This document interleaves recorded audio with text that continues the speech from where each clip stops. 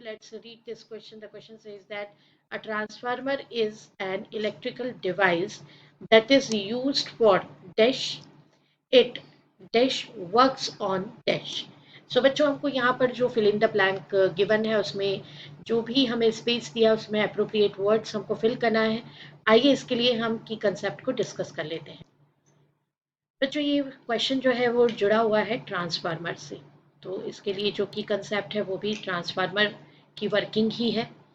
तो हम ट्रांसफार्मर के लिए ये एक बेसिक सा स्ट्रक्चर डिज़ाइन जो है वो बना रहे हैं। इसके पास दो कॉइल होंगे ट्रांसफार्मर के पास, तभी वो वर्क कर पाएगा। एक कॉइल जो होता है वो होता है प्राइमरी कॉइल और एक होता है सेकेंडरी कॉइल। अब प्राइमरी कॉइल में जब हम यहाँ से इनपुट देते हैं तो इंडक्शन के थ्रू, मेरा तो हाथ दूर रखा हुआ था, मैं आपको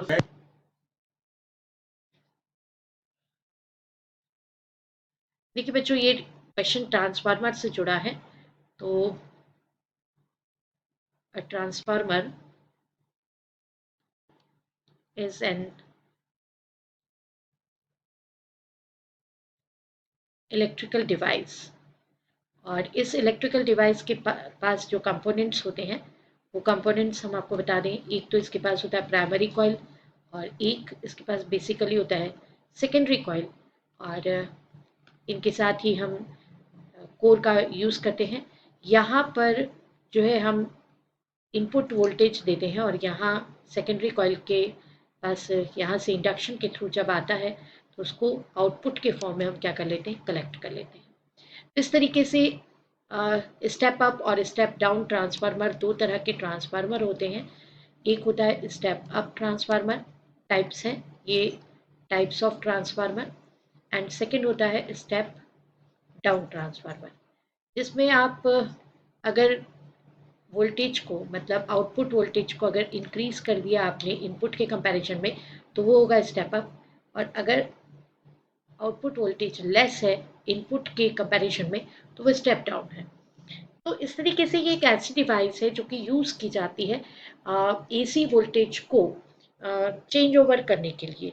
ठीक है, तो आइए इस तरह से वर्किंग जब समझ ली है हमने तो ये जो फिल इन द ब्लैंक है ये हम कंप्लीट करते हैं सॉल्यूशन में। आइए देख लेते हैं solution.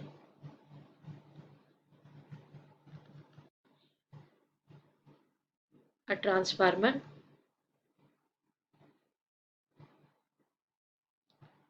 is an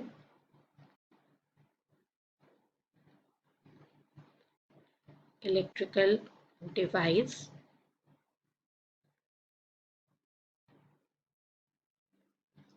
that is used for dash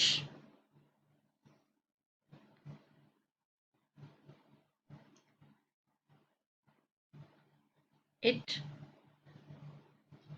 dash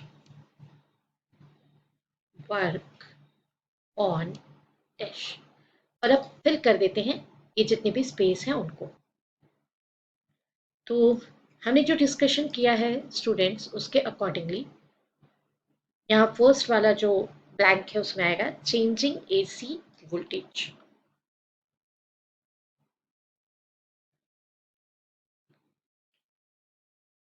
हमने आपको बता ही दिया कि स्टेप अप और स्टेप डाउन ये दो तरह के होते हैं, तो एसी वोल्टेज को हम चेंज करते हैं यहाँ पे।